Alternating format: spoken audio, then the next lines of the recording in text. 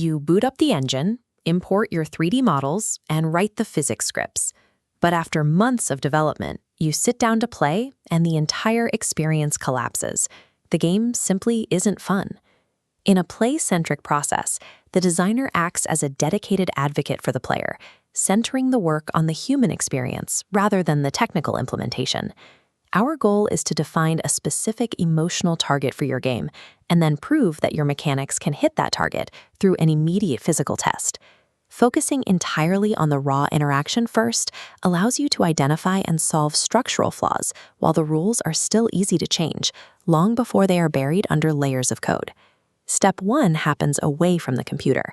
Before you write a single rule, you must define your player experience goal. Many designers mistake features for experiences. Multiplayer matchmaking or skill trees describe technical features, but they say nothing about what the player actually feels. A strong goal describes a specific psychological state. You are choosing between a feeling of joyful, non-competitive exploration or stressful cooperation rooted in paranoia.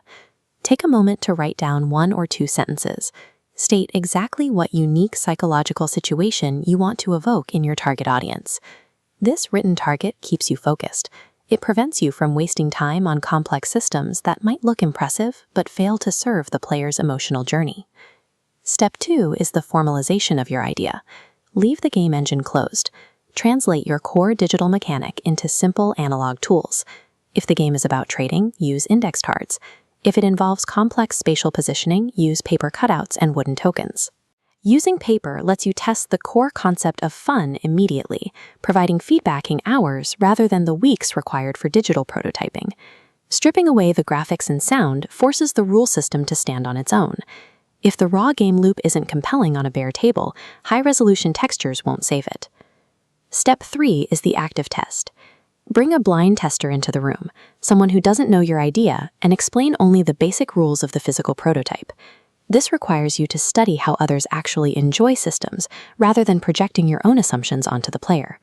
You must observe silently. Watch the player's hands and gauge their reactions. Even if they fundamentally misunderstand a mechanic, stay quiet. Observe the error and record the behavior. Resisting the defensive instinct is critical. Arguing with a frustrated tester or over-explaining the rules to fix their mistakes will ruin the accuracy of your test data.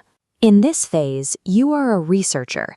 Gather objective behavioral data, which is only possible through absolute silence and careful observation. Now, step 4, the evaluation. Compare the notes from your observation against the original player experience goal you wrote down at the start. This is how you identify mechanical failure. If your goal was paranoia, but your tester was clearly bored, your current rule set has failed to deliver the intended experience.